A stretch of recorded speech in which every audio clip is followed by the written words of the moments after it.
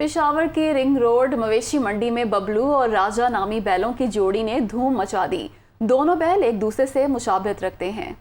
मालिक बैलों का 15 लाख रुपए का मुतालबा कर रहा है, जबकि एक ही खरीदार पर फरोख्त करने के भी ख्वाहिशमंद हैं। दुनिया न्यूज़ के नुमाइंदे जाकिरुल्लाह इस वक्त मवेशी मंडी में मौजूद हैं, उनसे जानते हैं। जी बताइएगा।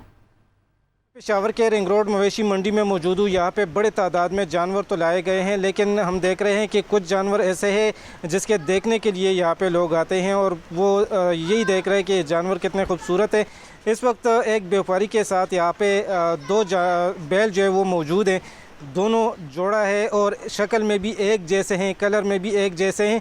तो वो यही कह रहे हैं कि मैं दोनों बैलों को एक ही ख़रीदार पर बेचूंगा। तो उनसे बात करते हैं कि इनका वज़न कितना होगा, इनके नाम क्या रखे हैं। नाम जी रखा है, एक बबलू है और दूसरा राजा है।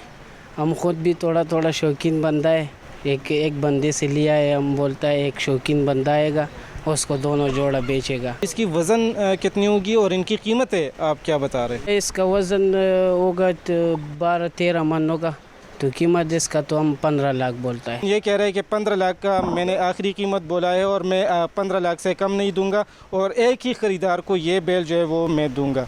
जी।